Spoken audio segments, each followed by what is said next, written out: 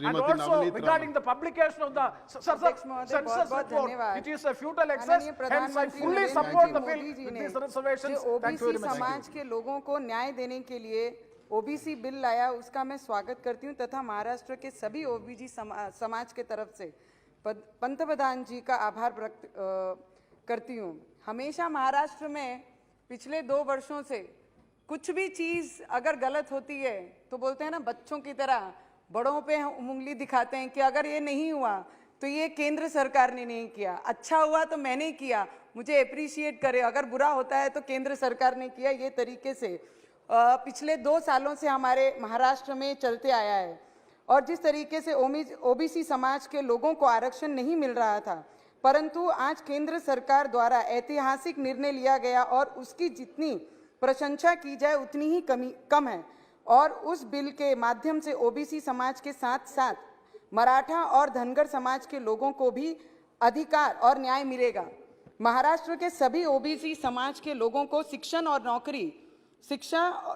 और नौकरी में ओबीसी आरक्षण मिलने के बाद सभी सुविधाएं मिलेंगी तथा उसके जल्द से जल्द लाभ मिलने के लिए मैं इस सदन के माध्यम से महाराष्ट्र सरकार को और महाराष्ट्र के मुख्यमंत्री को आग्रह विनंती करूंगी कि 2 दिन का स्पेशल अधिवेशन बुला के इस बिल के ऊपर चर्चा करके ओबीसी समाज को न्याय देने का काम ये महाराष्ट्र सरकार ने करना चाहिए। ये मैं उनको विनंती करती हूँ। I have just heard the opposition leader has spoke in the morning itself about this bill. उन्होंने बड़ा अच्छे से कहा है कि पिछले ओबीसी समाज में आज भी कई फार्मर्स, कई गरीब, कई विद्यार्थी आज भी गरीब और मिट्टी के घरों में रह रहे हैं। पर इसके पीछे कारण कौन है? जिन्होंने 70 वर्ष राज किया है वो इसके पीछे का कारण है। ओबीसी समाज को न्याय नहीं मिला पाए। क्या आज जो 7 सालों में जो सरकार यहाँ पे बैठी है उन्होंने जो न्याय देने का काम किया वो गलत है कि आप गलत है? ये आप ही खुद अपने विषयों पे एक बार सोचना बहुत जरूरी है। जिस तरीके से पिछले 2014 से, sir 2 minutes, very important. I am very independent, sir. I am neither here. Just 1 minute, 1-2 minutes. जब देवेंद्र जी हमारे महाराष्ट्र के, sir 2 minutes. Navneet ji, just sir 1.5. I just want to make a point. Just sir, hold your speech. I'll just you can talk after minute. me. You can talk after. Just hold a minute. See, there are like more 6 people to speak, and there's just 12 minutes. So just stick to 3 minutes, please. Don't make it uncomfortable for me to. Thank you so much.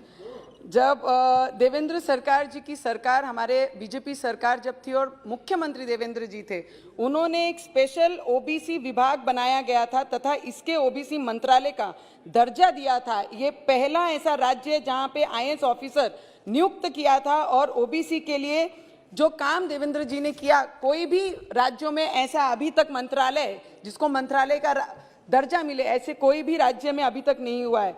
And the other people from my colleagues who sitting in the house this time, जो महाराष्ट्र में आज सरकार चला रहे हैं, उन्होंने बड़ी अच्छी कही है कि सोने की थाली हमारे सामने रख दी है पर ना उसमें अचार है ना खाना है। 32 वर्ष जिन पार्टी के साथ अलायंस में आपने अचार भी खाया, सोने की थाली भी देखी, खाना भी खाया, तब आपको सब चीजें मिल रही थी। मुझे उम्मीद है कि वो सोने की थाली देके फिर हमारे तरफ, ये सरकार की तरफ आएंगे और महाराष्ट्र में फिर ये सरकार के साथ बैठेंगे। ऐसी शिवसेना, और शिवसेना का एक बड़ा अच्छा धोरण है कि बोलते हैं, हमारे मराठी में एक मन है, मैं बताऊंगी, महाराष्ट्रात एक मन बोली जाते कि पोटात काय यानी होटात काय। इसका अर्थ होता है पेट में क्या और होठों पे क्या। ये समझना बहुत कठिन है क्योंकि जिस तरीके से शिवसेना ने अपना स्पीच दिया और बताया ओबीसी के बारे में, तो ओबीसी को न्याय देने के हित में नहीं है, ना ही इनका समर्थन किया। ऐसी ये सरकार है।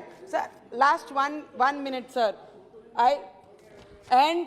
आई जस्ट थैंक्स प्रधानमंत्री जी एंड दी मंत्री जी जो यहाँ पर हैं, जिन्होंने ये बिल लाया ओबीसी को न्याय देने के लिए, पिछड़े वर्ग को समझने के लिए। और ऑपोजिशन लीडर ने कहा कि ये आवाज सुनकर, सर लास्ट 30 seconds सर మీరు కూడా తెలుగువాడే నేను కూడా తెలుగువాడే, మీరు చైర్ లో కూర్చొని కాబట్టి నాకు ఒక్క మినిట్ ఇవ్వండి, ఒక్క మినిట్। और जिस तरीके से सर, जिस तरीके से ऑपोजिशन वाले ने कहा कि I am from Maharashtra, I am proud of Maharashtra, but I am half part of Andhra and Telangana also, madam. But मैं आपको बहुत बहुत दिल से धन्यवाद करूंगी कि ओबीसी की आवाज सुनकर जो अधीर रंजन जी ने कहा कि आप